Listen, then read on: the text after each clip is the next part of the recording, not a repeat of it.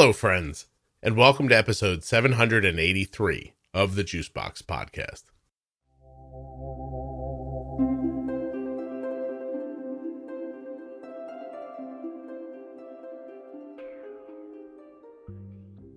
David Walton is on the podcast today. David is a type 1 who runs T1D Exchange. We're always complaining. Things don't happen fast enough. Why don't they come up with a new adhesive quicker? Why don't they do this faster? How come they don't update that better? How come they... Well, because you have to do research, and it takes people to do research, and people don't open themselves up to research. So Dave and I are going to talk about that today and discuss how you can help right from your sofa. I tell you every episode, like right here, I say, hey, if you're a U.S. resident who has type 1 diabetes, or you're a U.S. resident who is the caregiver type, you must have heard this by now, go to t1dexchange.org/juicebox. You join the registry, you complete the survey, and you're finished. That's it. It takes like 10 minutes. And I say it, and I say it, and I say it, and... Okay. Sorry about that. Nothing you hear in the Juicebox Podcast should be considered advice, medical or otherwise. Always consult a physician before making any changes to your healthcare plan. Anyway, this is a good conversation. I'm going to explain why this is so important to research, and I hope you guys check it out. Give it a try. This show is sponsored today by the glucagon that my daughter carries, Gvoke HypoPen. Find out more at gvokeglucagon.com/juicebox. Today's conversation is also sponsored by the Contour Next One blood glucose meter. This blood glucose meter is everything to me. It is the easiest to use, easiest to carry, most accurate blood glucose meter my daughter has ever held, used, had in her purse. I've never seen one better is what I'm saying. contournext.com/juicebox. There are links in the show notes of your podcast player and links at juiceboxpodcast.com to Contour, Gvoke, T1D Exchange, and all of the rest. Hi, this is Dave Walton. I'm the CEO of T1D Exchange and have been in that role for the past 3.5 years. I've worked at a number of device companies in diabetes since 2006 and in healthcare my entire career. Also have been living with type 1 since January of 1996, diagnosed while I was in graduate school, and have a 13-year-old nephew with type 1 as well. So very focused and committed to working in the diabetes space and specifically trying to help improve the state of affairs for people living with type 1. All right. Well, thank you for coming back. You were on episode, hold on a second, I will find it. I thought I had it. You were on, episode 330, April of 2020. This episode will be more like 800. So I've been as busy as you have been, I think. Yeah. And that was right in the beginning of COVID when we spoke. So it was definitely a unique time for sure. A lot feels like it's changed since then. Well, we'll give people a little bit of an overview of your life with type 1, but I know we talked about it before. You said you were diagnosed in 96, which sticks in my head because that's the year I was married, and makes me feel like you've had diabetes a long time because I feel like I've been married a long time. Anyway, that I'm sure my wife won't hear that. Diagnosed in grad school, you said? Yes. After one semester, and I literally had just begun dating my now wife. So we just hit 25 years. So we've been almost the same trajectory as you have. Mm-hmm. But literally it was within a week of us starting, your relationship. That I got the symptoms first presented themselves. So and how did they hit? Urination, losing weight? Telltale. Yes. Couldn't quench my thirst. I actually chugged at the time, I think there was the Magnum at 7-Eleven that was like at least 44 ounces of soda, and it was birch beer. I was so thirsty, and I wasn't thinking that it was diabetes and sugar would just exacerbate the issue. So that certainly wasn't helpful to my plight. But it was about a week of that, going to the bathroom like 15 times a day, just feeling totally different, dropping 15 pounds. But when my vision got blurry in class, I couldn't read an overhead projector from sitting back in the in the room. And I said, why doesn't the professor adjust this? And they said, what do you mean? It's perfectly fine. And I'm like, no, it's not. I'm like, yes, it is. And that's when I looked at someone. I said, yeah, I better go to the student health, and something's not right. Yeah. Well, you can't see things. Although I interviewed somebody recently that said they ignored their blurry vision for weeks. And I thought, boy, I must be a baby. If my vision, I'd run right to the doctor. Yeah. It wouldn't be. It was that day. Yeah. I walked in that afternoon after class to the student health because that blurry vision definitely threw me. Yeah. No, I imagine it would. And you weren't that young. You were old enough to be able to think through your problem a little bit. Like, I bet you if it would have happened when you were a freshman, you would have known what to do, maybe. Okay, so you've had diabetes quite a long time. I mean, that long. Did you start with regular and NPH? Yes. You did. Okay. Humulin R, the NPH. I had a one touch 2 glucose meter. It was handed to me at Penn at the hospital, and and I was kind of off to the races. I was put on a dosing regimen that I realized years later wasn't necessarily the right one, and I was on that for probably 12, 13 years. Yeah, that's you think? Yeah, no, 10 years. I was on that regimen for 10 years because I was doing okay, but not great. My A1Cs were always in the 7s, but I never could get below 7. And I'm like, why can't I get below? And, I wasn't testing a ton, maybe 3 to 4 times a day. And I started working at Animas, the insulin pump company that J&J acquired and then later divested or just exited the business. And I started reading about formulas for dosing and things for pumps, books and things to educate myself because I'd never worked in the industry of diabetes. I just had dealt with it myself. Mm-hmm. And I learned about these rules, rule of 1800, the rule of 500, with your insulin to carb ratios and all of that. And I just realized, well, why am I on the ratios I'm at? They don't even come close to these formulas. So I just made the change that day at work and said, let's see what happens. And my blood sugar instantly got better. And my next A1C, I came in and I had a 6.8 or a 6.9, and my endo's like, "What? Hey, what did you do?" I said, I changed my dosing to one that matches the formulas. And he just gave me this look like, "Oh, those." But I had seen a couple different endocrinologists, one at a prominent center out west, another who worked for an insulin company, and neither of them brought it up. Yeah. Nor did the third one. So this was like my third endocrinologist because I'd moved around.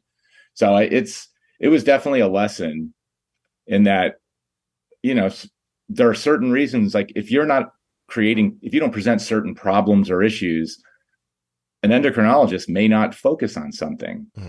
And if I were having a lot of lows, or if I had a much higher A1C, maybe they would have looked at that. But because I was like, you're kind of doing okay. So I was in that little middle zone where it wasn't really worth, because I have to believe that they were knowledgeable of these dosing rules, but who knows, maybe not, but one would think. Well, the story points out that, why research is so important, because basically you read research that told you, I could be doing this differently.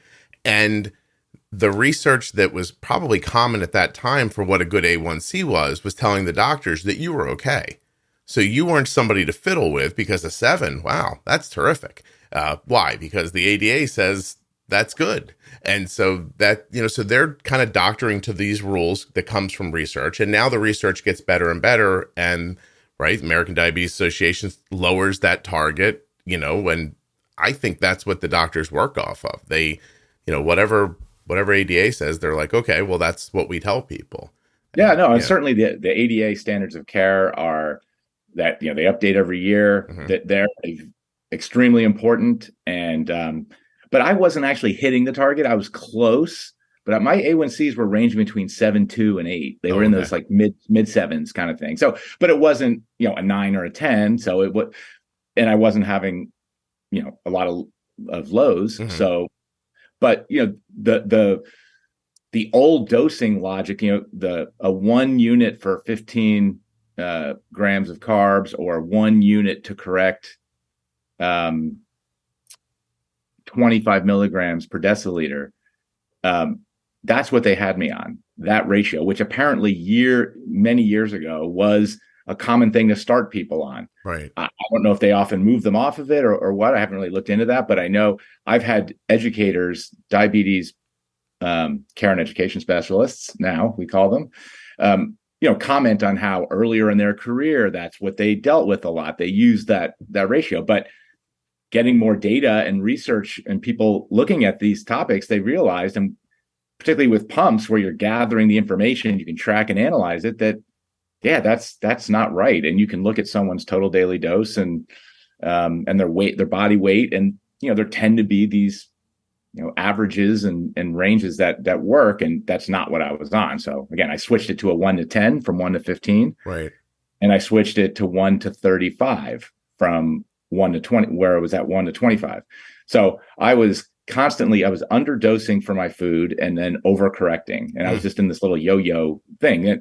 And it was enough. It was keeping me, getting me ultimately back to a point in between meals where maybe I was getting, closer to where things should have been, but it wasn't ideal by any stretch. So that was, definitely a big aha. And because I had just started using a pump the year before, you are collecting this data every day, so you can analyze it, or someone can analyze it and help figure that out. Mm-hmm. Well, especially people can't see you, but you're a big person too. Like, you're tall and you're strong, and like 1 to 15 seems, Arden is a woman and, gets a period and has a bunch of hormones going on, but she would laugh at that. If I covered Arden 1 for 15, I might as well not give her insulin. So, yeah. And you could pick Arden up and throw her across the street, is my point. So it's just really, it's interesting how they're like, well, this is the standard, give him that one. And then no one ever goes back and looks at it again. That's the fascinating part, is that you turn it on. It's like turning the heat on to 80, and then everyone's always hot and no one remembers to go back to the thermostat and go, oh, we could probably adjust this here. It's just, it's common, honestly, through the years. But, situations like that, we T1D Exchange, we call ourselves a real world, evidence organization. Like, we gather information from people in the real world, not in kind of these artificial clinical study environments that just aren't the way people typically then live their lives on an ongoing basis. And we're trying to gain insights and understand things about what's happening when people use products out in the real world. Yeah. And we also help recruit for clinical studies that people are doing, because we have to get these products out faster. I mean, it is amazing when you read how many times a study can't find people, that way behind on enrollment. And I've actually had kind of strong discussions with companies like, why do you accept this? If you work with some clinical sites that aren't recruiting fast enough, like we've got 20,000 people who have registered with T1D Exchange to be a part of research and to participate. We can help find people and send them to your site, or go to a link virtually. Like, we can help speed these things up. Right. And then, so the faster the products get to market, great. But then there's this whole second phase of learning and knowledge about then what happens when people use them in the real world and do the things they're going to do because they're also living life. And, we're trying to get devices connected into our registries so we can see people's CGM information and see how it relates to the other information they provide, the surveys they respond to. And that kind of, I think there are a lot of things that can glean from that. We did a big project with Vertex, which was presented at some medical meetings, which is why I'm naming them and talking about it. And they're working on this really interesting beta cell replacement therapy, which I think is, our online community is thrilled to hear about and very excited about the prospects long term, for that kind of a solution. There are other companies working on it too, but they wanted to understand severe hypoglycemia and impaired hypo awareness, and how often is it happening? How often do people need assistance with their severe hypo and what were the circumstances around it. And we looked at CGM data for 1,000 people on top of a total of 2,000 survey responses about different aspects of that, so we could really contextualize it. And they had questions they wanted to understand because their product and the study that they're doing is for people who have this severe, hypo, and impaired hypo awareness. So right. it's extremely important to get more people into research. It is going too slow. We could absolutely get new products out faster. And I mean, I'm talking the entire industry, new sensors, new pumps. We have these conversations like every week with a company that's, enrollment is slower than we'd like, every time, particularly if they're recruiting children as well. I have a quick ad break here, and then we're going to get right back to Dave. Gvoke HypoPen has no visible needle and is a premixed autoinjector of glucagon for treatment of very low blood sugar in adults and kids with diabetes ages 2 and above. Find out more. Go to gvokeglucagon.com/juicebox. Gvoke shouldn't be used in patients with insulinoma or pheochromocytoma. Visit gvokeglucagon.com/risk. I'm going to read you a review that comes right from contournext.com/juicebox. Same product, works well, and half the price of what I pay after insurance at the pharmacy. Will definitely buy again. Amazing deal. Cheaper for me than buying through insurance. I got 50 more strips for about the same price. Expiration dates were good, plus they arrived very quickly. Very happy with this purchase. contournext.com/juicebox. We're talking about the test strips that work in the Contour Next One blood glucose meter. Head over there now and find out what I'm talking about.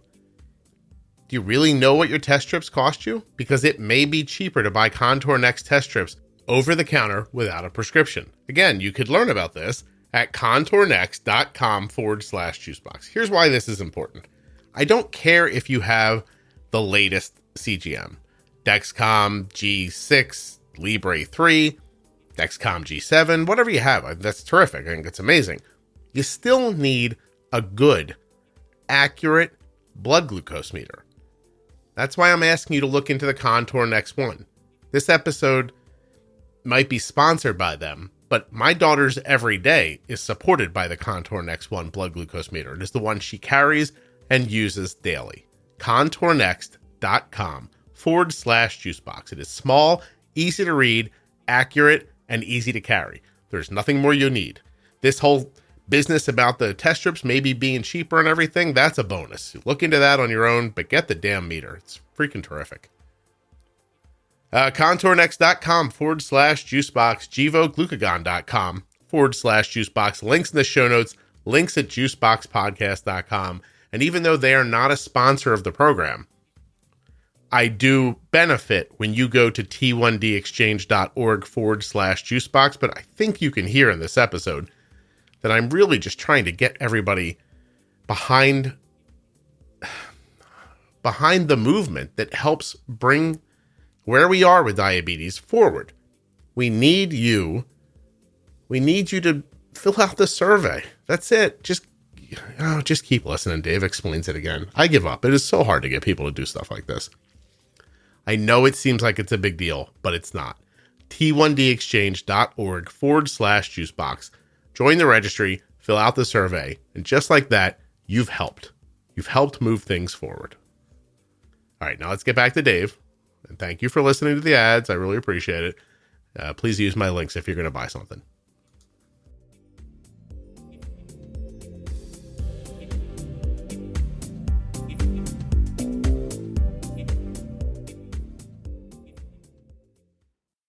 Yeah. Well, so it's to flip your life around and what you do for a living and kind of think about it from somebody else's perspective. When people say, well, I don't understand, like, why is this only recommended for children 6 and older? It's because they couldn't do a study for children 6 and under. It takes longer. Well, don't worry, we're getting to it. We're getting to under 2. It's because people don't do the studies. And that's the only way this stuff happens.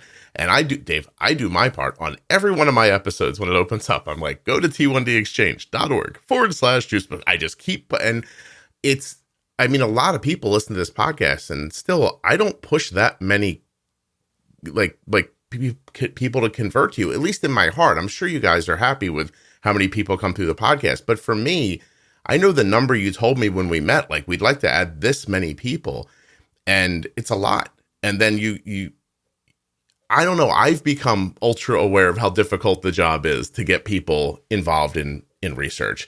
And I mean, I understand it from their perspective, but it's just, I mean, you're not asking people to go to a site. You're not asking them to, cut off a finger to see if it grows back. Like, right, you're like, take a survey. Can you just take a survey? You know, I don't know. Take a 10 to 15 minute survey. Right. And then from there, we will follow up with other opportunities. But that's, if it doesn't fit, you're too busy at the time, what have you. And it could just be another online survey, or it could be, hey, would you be willing to connect your Dexcom, your Clarity account, and just, you connect the login information. We have a simple little couple fields you enter in, and then boom, it's done within a couple minutes. And, we're going to have another few thousand people do that in the next 6 months. Oh, that's cool. So, research, and I believe that most people just have this ambiguous view. When they hear research, they think, I have to go drive somewhere and deal with hassle and fill out forms and give blood and do this, that, and the other. And there are times where there might be a study that is fairly intensive with a new treatment, particularly if it's something being put inside your body. But there are other times where it's not what you think. It's not that big a lift. And oftentimes there's compensation to account for if you have to take time out and go travel or go do this or that. So, we try to spend a bit of time educating people that research can mean many things. Right. It could be just, what are your attitudes about doing something? And so that these companies that are working on things understand using your product may be more burdensome than you think, or going to get screened for, or have your immediate relative screened for autoantibodies. People don't really understand where to go or how to do it. Which JDRF has an interesting program with T1 Detect that certainly they should look into, for that. But it is something that we spend a lot of time trying to demystify it and explain to people. This is what research is. Here's why it's important. And there is no doubt we could all pitch in to help make things happen faster. And your point about the 6-year-olds or what have you, these companies start with the adults usually, and then they work their way down. There are additional rules and safety measures when you're involving children in any kind of research. And so, understandably so, it's something that you have to have lots of safety data and really understand even before you then go do the official study to get the indication for that. Yeah. And sometimes it happens because there are doctors out there that are willing, from what they've understand of the research that exists, they're willing to try it out on some of the patients.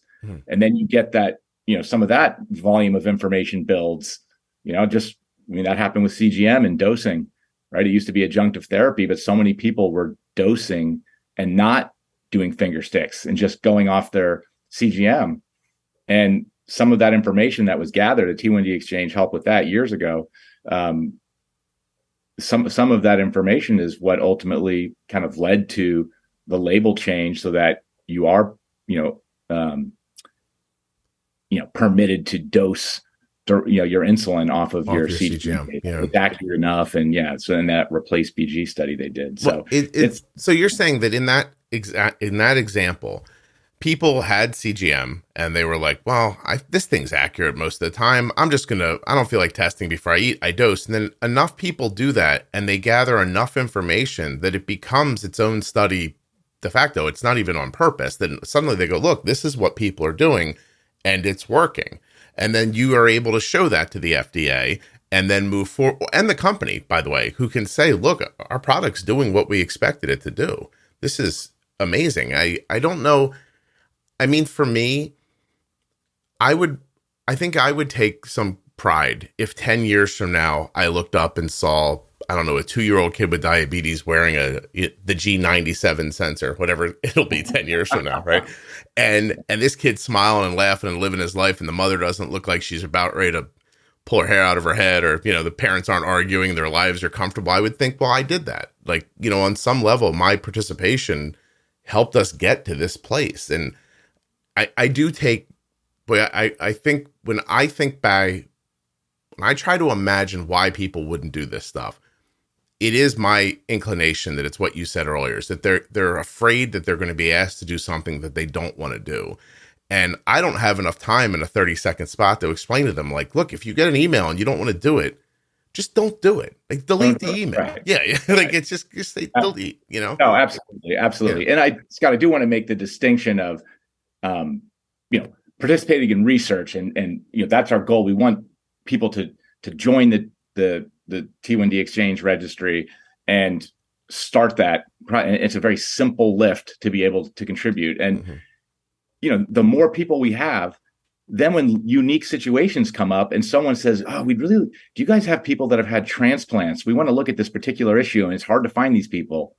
Well, yeah, we happen to have 78 people that have had either a kidney or a pancreas transplant. And what about this? What about other transplants? And we can be the law of big numbers. Just if it's a very small percentage, but we get our numbers up, we have people that will meet some of those criteria. So we're able to help people, and help recruit for some studies that are very difficult. Yeah. But I should emphasize, their products are labeled or indicated for a specific purpose, and absolutely people should, where possible, stick to what that is, but if their doctor is talking to them or they're looking at something that there's a lot of safety information out there, it's just not officially in the label, like, well, then, there might be an opportunity to, talk to a clinician about doing that or what have you. I was working in industry. I was doing lots of testing of sensors and checking my blood sugar and looking at this data. And I knew how the sensor performed with me individually. Mm-hmm. Some people, these sensors can be much more inaccurate. Yeah. And earlier versions definitely were less accurate. So, if people were hesitant to dose insulin until it was absolutely in the label and their doctor said, yes, we'll absolutely understand that. But I was in the center of information gathering and seeing this, and I knew a lot of other people that were, and then I was monitoring what was happening, and I was constantly vigilant, like, oh, if I see my blood sugar dropping, and maybe the sensor was reading higher than my blood sugar really was, and then I gave it too much insulin, and then so I was always focused on that, and that. So for me, it was something I was willing to do because I felt like I understood those risks and I could mitigate anything that happened. But right. Listen, I wouldn't do anything blindly because anybody said it was okay. Arden's been sick away at college this week and we were fighting high blood sugars. And I texted her and I said, look, we're going to have to make like a big bolus here. You got to test first. Like, I'm just not going to go off the CGM.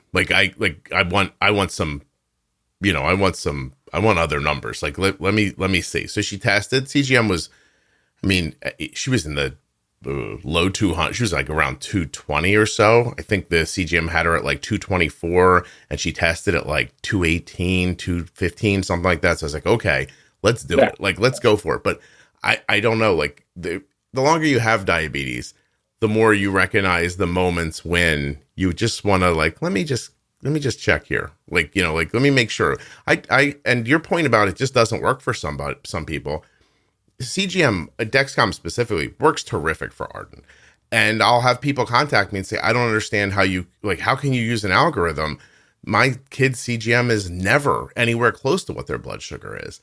And, you respond back and you say, look, do you have an accurate meter? Maybe you're checking with a meter that's not accurate. Maybe the CGM is more accurate than the meter is. Maybe your kid's not hydrated. Maybe, I don't know. I can't tell you what the reasons are, but there are checklists you can go through to kind of get yourself better. And then at the end, I have met people who are just like, it just doesn't work for me.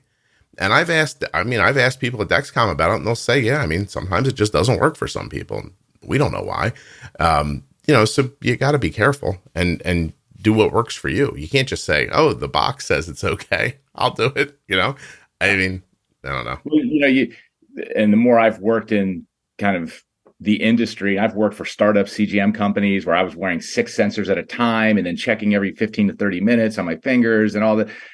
And you realize the variability that exists both within one person, but more importantly, between people, mm-hmm. the inter and intra variability. Like it's people, there's a lot of different operating environments out there for the human beings. And these products work really well in a lot of people, but there are some people that some people's A1C reads lower for a certain average glucose than someone else's. And that's really come out a lot in the last several years, where you can have these ranges in A1C with the same average glucose. Mm. And just the way the hemoglobin and the way red blood cells work in certain people, African Americans have an A1C that's 3.3% higher than a white would be with the same exact, glucose on average. Really? Yeah, because of the way that, that was all developed. And so, that's another aspect that we're focused more on now is, can we help with diversity in study recruiting? Because people are slow with recruiting in general, and they tend to skew towards, white and female in a lot of different studies. I've seen NIH data for over 20 years, our own registry, historically, you've had more participation from that group and not as much, from, different groups of people of color. So we're trying to work on what can we do to get the word out to more people, to explain ourselves better, and what they're really participating in when they join us. And we've been working with some great, influencers out there on social media who, are good about getting the word out and messaging it in the right way, where it's relevant. So that's been, a positive, but we have a lot of work to do still. We're still not where we want to be completely representative of the type 1 population in the US. Well, you mentioned the law of big numbers earlier, and I imagine that that's probably why this podcast does well driving people back to T1D Exchange, because I have a larger group of people that I'm reaching to. I've learned just getting people to click on things, for anything, for ads, for my own site, for content that I've made that I know helps people. It feels like you've got to reach 1,000 people to get 100 people to look up, and that gets 10 people to click, and that makes one person say yes. It's hard. It's hard work. Yeah. Getting people to stop what they're doing and do what you want them to do because there's a greater purpose you're solving for. It's not easy. And our marketing team is and our registry team are doing a good job. But part of it is working with people like you to get out to different audiences and people who are credible and have a relationship with a group of people. Like that's important. That's a very important, kind of tactic for us to get more people to participate. It's been pretty successful, and we add over 100 people a week into the registry, and that's because it's not just we're empowering others or connecting with others who are able to reach out to all these other people. Right. So that's definitely something. I'll share something with you that it's a little back room, but I don't mind people hearing it. I've learned using T1D Exchange specifically as an example, and maybe this bleeds into other stuff, but I can explain it. I can say, look, it's easy. Hey, here's some people who've done it in the past. Like I've gotten feedback from people. I've gotten photos of people like, hey, I'm at the airport. I'm going to do this thing. I'm on a Dexcom. I'm testing Dexcom adhesives, right? There's something people complain about all the time. This girl is doing it. She's wearing I saw a bunch of G7s on her arm, and she was flying somewhere, and she was super excited. They compensated her. And I share that with people thinking, well, there's something people are, passionate about, like adhesives. And nothing, but and it's interesting. I can say it here because there's no ad here, but I'm not allowed to tell them that, like, specifically, like, I can't incentivize people to do a thing. Like, can you explain that? Like, why can't influencers, like, there's a law, but explain it to me so that they can understand it. Do you know what I'm talking about?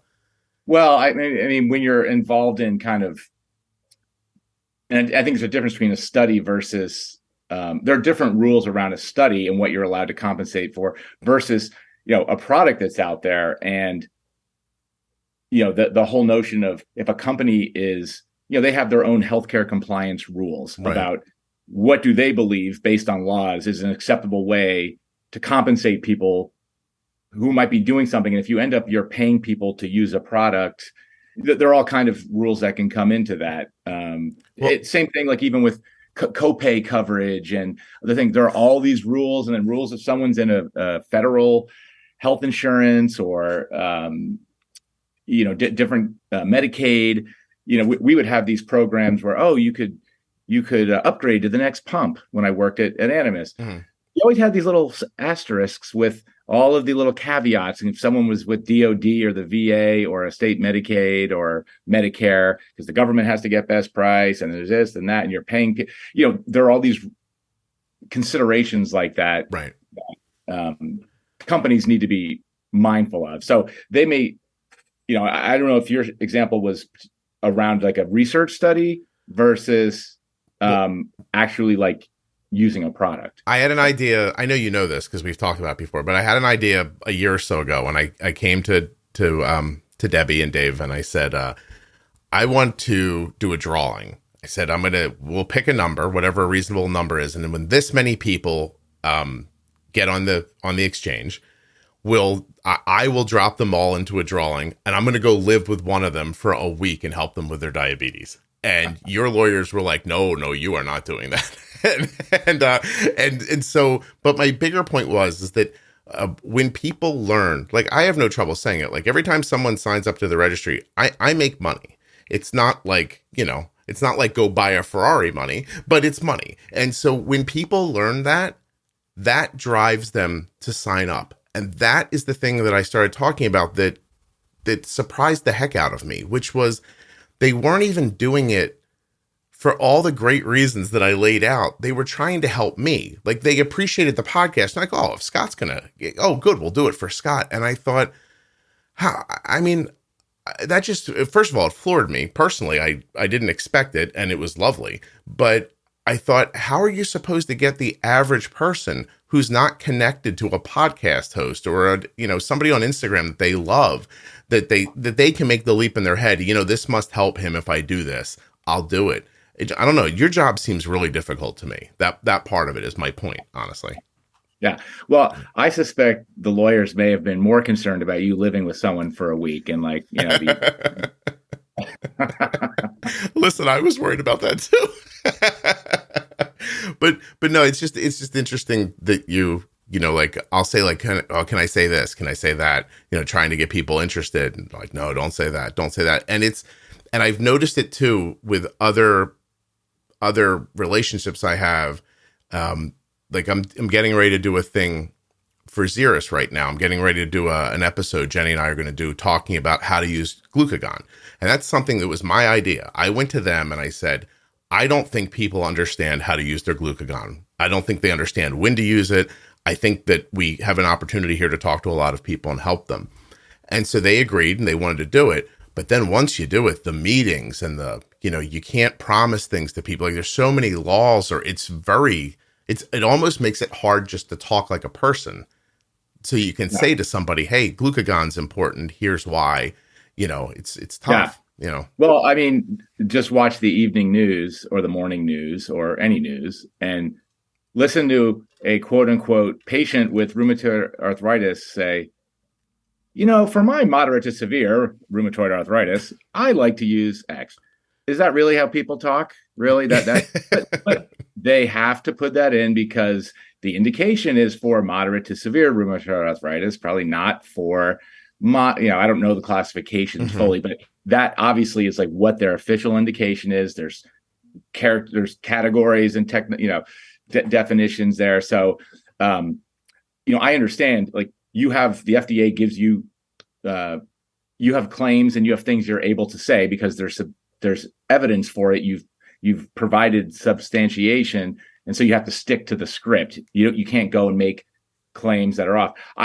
We had some people tell us at Animas, someone made a presentation and they had Yoda wearing an insulin pump, and the regulatory was not happy with that at all because our pump isn't indicated for Yoda to wear. It's only We're like, wait, he met the age requirement, didn't he? Oh, wait, no. Yeah, it's like literally this.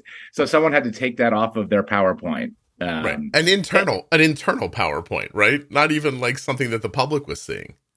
Yeah. Well, I think this person may have been showing it to others. Oh, okay. But isn't but that's a great example of where common sense intersects those rules, because there's no one who looks at that and thinks, oh, well, Yoda's real and obviously has diabetes and wears an insulin pump. But it's fascinating.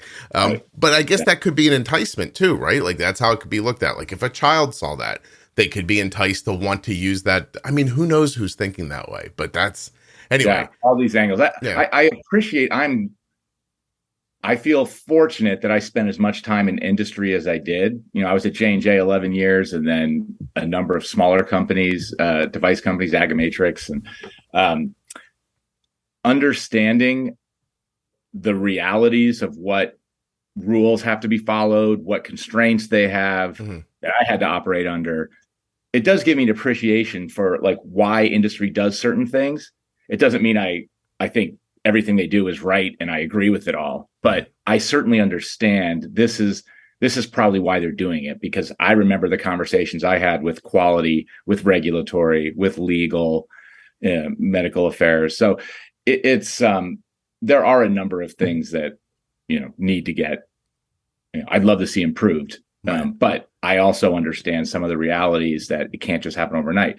But one of the areas we can is gather this information about what is actually happening out there in the real world and gather the information, conduct research. We have research and data scientists on staff with PhDs who are very good at what they do, and we're able to do a lot of that, those type of things. But we also just literally forward study opportunities to our registry participants and try to encourage them to participate. And everyone else is doing all the heavy lifting on the study. We help get as many people to look at that opportunity and try to sign up for it. So, you mentioned adhesive. We've done a couple things for a research organization looking at adhesives for a CGM company. We've got another company now that wants to do a survey of people who use a certain patch pump to understand how satisfied are people with their adhesive, because this other company wants to use that adhesive as the litmus test of like, maybe we should be targeting that. So there's a lot of things we can do because we have thousands of people who use this, hundreds of people that use that, and we're able to go target them and get a certain percentage to respond. And there's often some compensation to participate in that type of thing, because it's people's time, and we understand you have to, there's a fair market value. You have to pay people for their time. You should pay people for their time if you want to get as much participation as possible. Not everyone, can just stop doing what they're doing to go help you out because you need something. And that's a mantra that, we've tried to live by. Yeah. To support the people who are supporting the work. Yeah. Well, it's so you could do this with a clinical study. This could be industry, and this could be academic, right? Like you support all those three ideas. Yeah. We've had researchers out at a university say, hey, we like during COVID, I want to do a survey on telemedicine users and see kind of what's, what their experience is. Have they done it? What type of visit did they do it with? And this was back in like late 2020. So we did. We were able very reasonably to recruit. It might have been a couple thousand people who completed this information for this Dr. Crossan out at UC Davis. And I think she just published on that work recently. But, sometimes it could be literally a 5-minute survey on behalf of some researcher who's really trying to nail down something and understand what's going on or gain insights in a particular topic. So we'll work with companies. We will work with an academic center that isn't recruiting as many people as they want from their patient pool. So we'll say, well, here's how many people we have within an hour, driving distance of your location. We could send out something to those people. And we did that for someone who had like a novel biologic for newly diagnosed to try and preserve whatever beta cell function was left by halting the immune reaction. The goal really is to move before the symptoms present, move earlier when people are kind of in those stage 1 and stage 2 of type 1, like before the symptoms present themselves, but you are having that, you are going down that path. And so that's something that we're definitely getting more involved with. But there are companies, Prevention Bio may get approval here in 4 weeks for their product. And something must be happening with that, Dave, because they're on my schedule pretty soon. So they must be pretty hopeful. Yeah. They have that date. The FDA has a date where they're quote unquote required to give a decision. I think it's November 17th. Yeah. So literally it's 4 weeks from yesterday. I think that if my math's right. That's when the PDUFA date, they call it, where they should be hearing about whether or not they obtain the regulatory clearance to market that teplizumab. They've been on before, and it was just like mind-blowing, like what they were trying to accomplish, and just even the thinking outside of the box, because my daughter was diagnosed after getting hand, foot, mouth. And the way he was talking about, maybe we could slow down, like put aside what we're doing here for a second. Like, what if we just inoculated people against Coxsackie virus? And because if Coxsackie's starting that many people down the road of type 1, I thought, my gosh, like, is it possible that my 2-year-old got Coxsackie, which of course, she obviously had markers for type 1 and it kicked the whole thing off.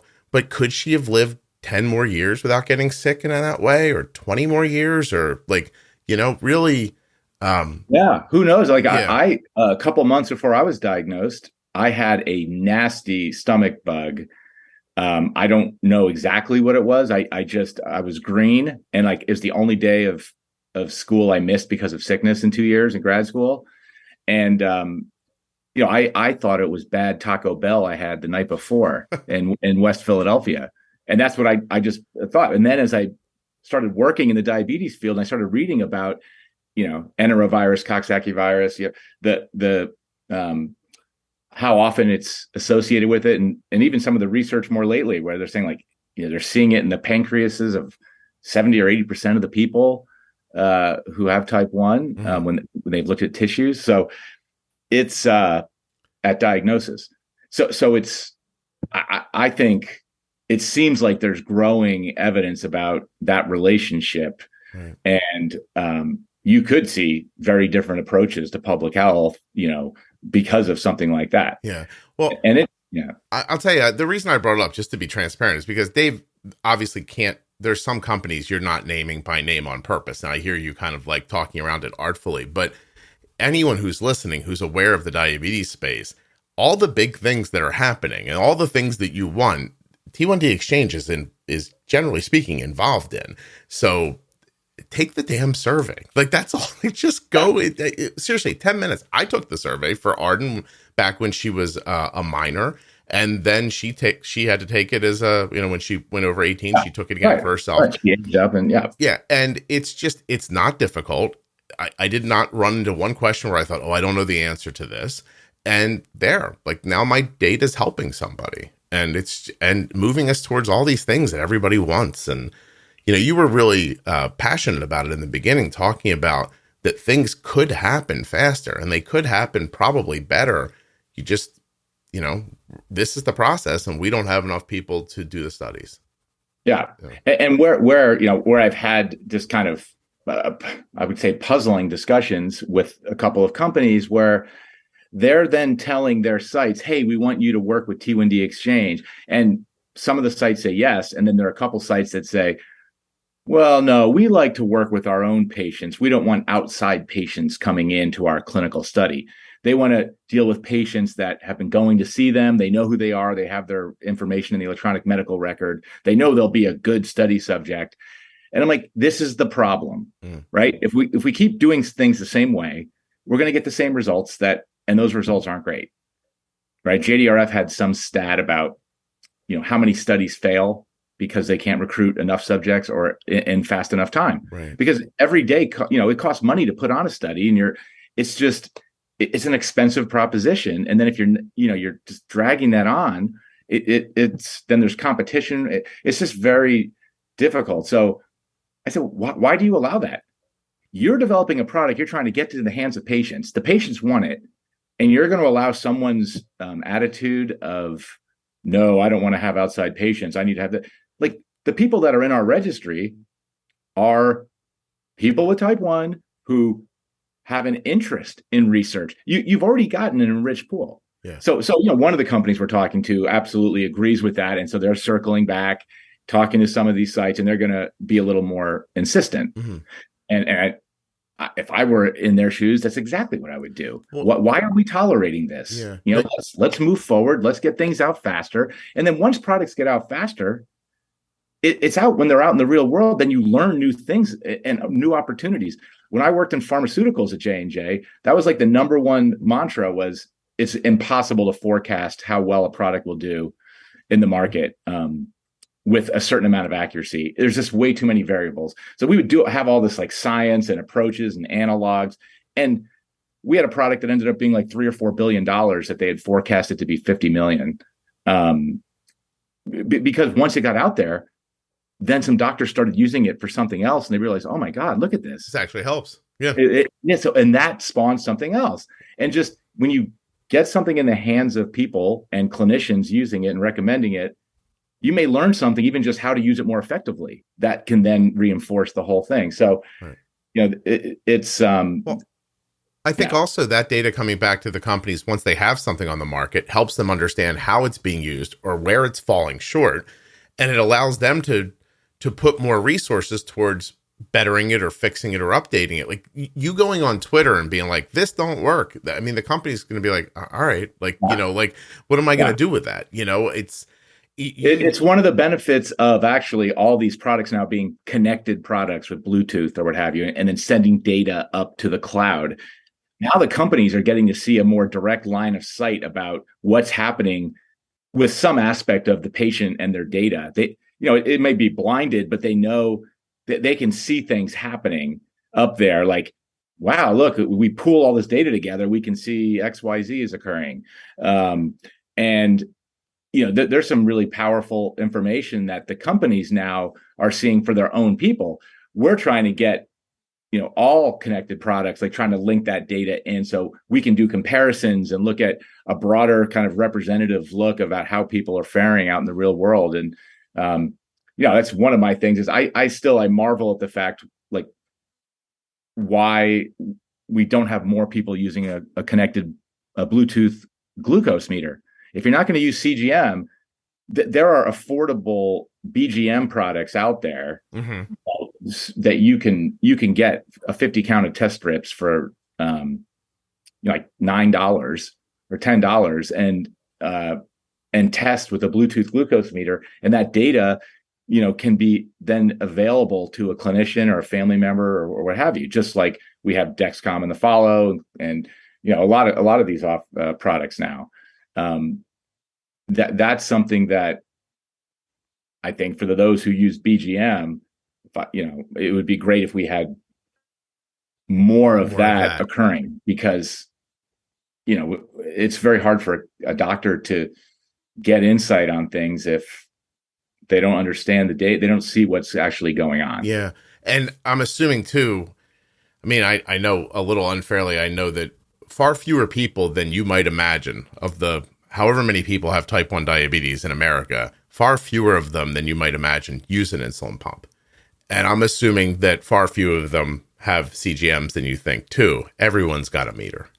Like everyone just has a meter. And so I guess I would imagine you'd get data back that in the beginning, you wouldn't even know where the value was until you actually dug into it to figure it out. Yeah. So, yeah.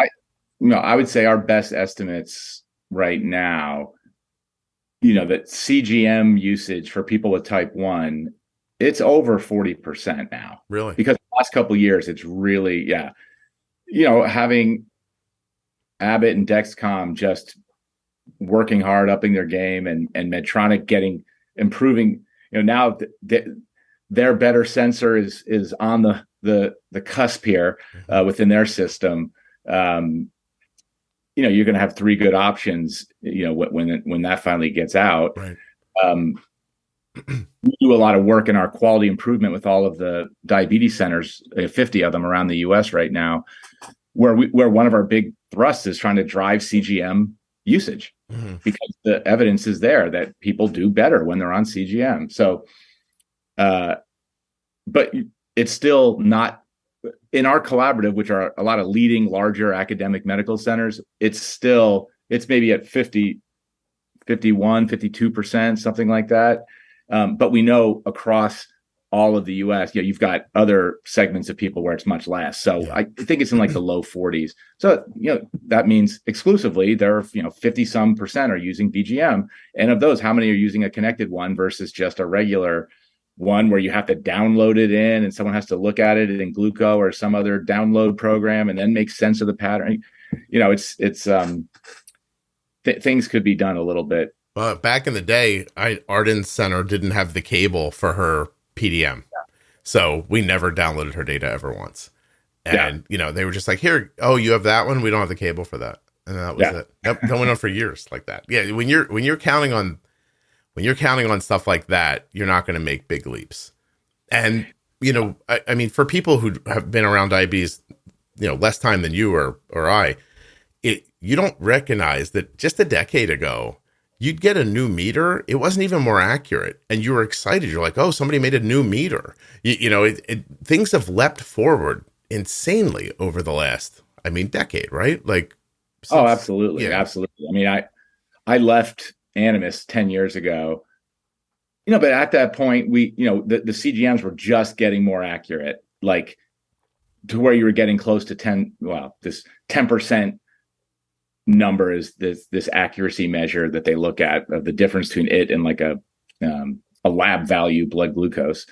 And that was like the threshold to look at. And they were like 13%, and they started off at 20%, which was bad. So the first versions were bad. That was like 2006. From 2006 to 2012, they dropped that down from like the 20% down to like 13%. And then you got into the like 10%, 11%, 10%. And then now you're down in the 8%, 8 to 9. It's plenty active. That's very you can good work accuracy. with that. That's for sure. Yeah. No. And you're right. The when I left, on the blood glucose meter side, it was like, oh, we've got a color screen or a backlight or some new tagging feature to tag post meal. It wasn't, but Bluetooth was just getting thought about. But people don't remember. I mean, I remember when we were talking to Dexcom about their G4 and was it going to have Bluetooth or ANT was some other radio communication technology that I didn't really understand. And so I remember they made the decision to go to Bluetooth, which is a smart decision. But like 15 years ago, that wasn't understood if Bluetooth was going to be the prevailing standard or not. And there was a lot of variability in how people implemented it. And then things got standardized and better in a more stable technology. And it's been the mainstay for the last 10 years. But those 5 years before it was up in the air as to what was going to happen. Oh, Tandem held on just for having a color screen. And right, like they were. I mean, I don't know how true this story is, but I've heard that they were getting ready to pack up and just go overseas and sell the pump, and they just held on a little longer. And people, there was a day when, if you talked about a Tandem pump, all you would hear was like, "Oh, it has like a color touchscreen," and that was enough to make people interested. And now you say Tandem, and you hear people go Control IQ. So look where we got to, because they were able to hang on a little longer. So. I mean, we need competition. That's for sure. The idea that Medtronic and Abbott and Dexcom make sensors is good for people living with diabetes. It will keep everybody innovating and moving, and that part of it is terrific. And Senseonics, we should point out Senseonics. Eversense, right? Much smaller amount, but absolutely competition. I've said this to people at both companies.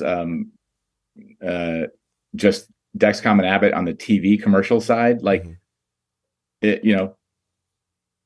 Abbott came in and made some waves, and then they both had to kind of fight and be competitive to try and, as many people as they could. And it ended up now there's a lot more awareness amongst people and clinicians and what have you, because of all the direct to consumer advertising that's taking place, and just both, having bigger companies competing. Yeah.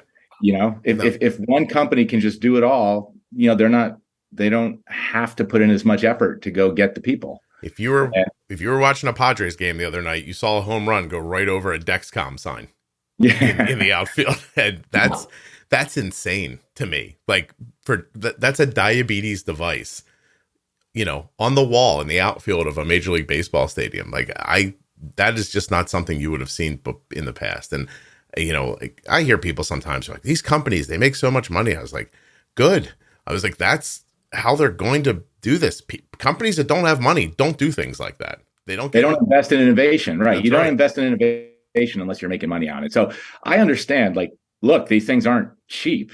There's no doubt about it. And then there are things that can be done. And I think to lower the cost of making them. And part of it is the bigger they get, the lower the individual cost of each item will be, because they have these economies of scale that they'll get. So right.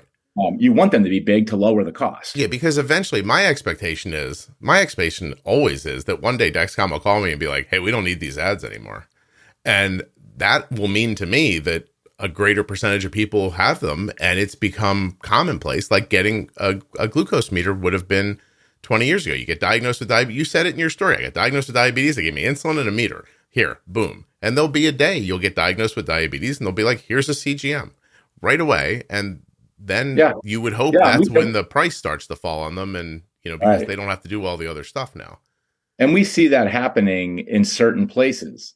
I think Stanford starts people on CGM right away, but sometimes, depending on their insurance, it can end up that something doesn't get covered right away, the CGM.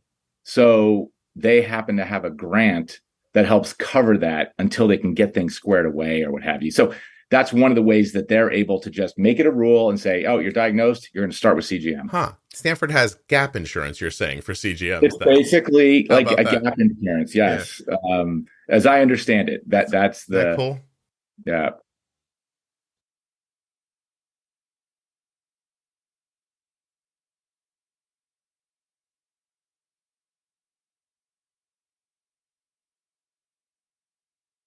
Oh, that's amazing. Well, is there anything we haven't thought of or talked about that you wanted to?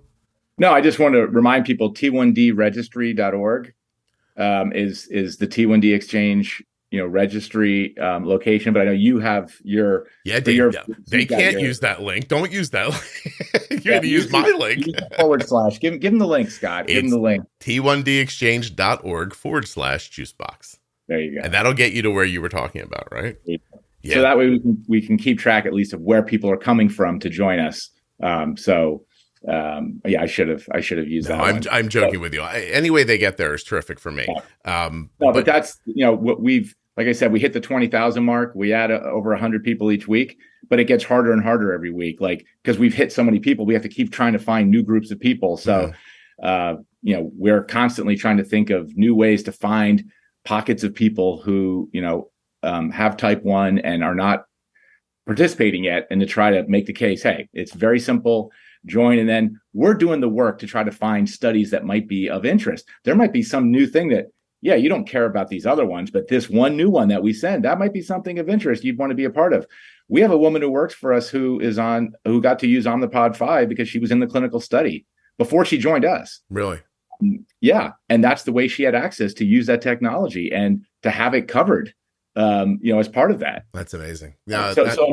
Sometimes those things can happen. Other times it could just be getting your opinion on something. And that's just, that's important too. But we encourage everyone to please give us a look. Yeah. So. Well, I appreciate you coming on and going over all this. I just never feel like that I can accurately, I don't know, like I say, I do it in 30, 60 seconds at a time. And I'm like, I know I'm not telling these people everything that they would like to know about this. So I appreciate you taking the time to go over everything with me. Yeah. Well, no, I appreciate you having us on, and you've been a great kind of advocate for us. So we appreciate you getting the word out to all the people who like to listen to you on all the topics and the speakers that you bring on. So it's my pleasure. It really is. I think it's a big deal. I don't know a way to magically get more people to want to be involved in research. So this is my little bit of me trying to get people to do it. So it really is my pleasure. Thank you so much. Right. Thank you, Scott.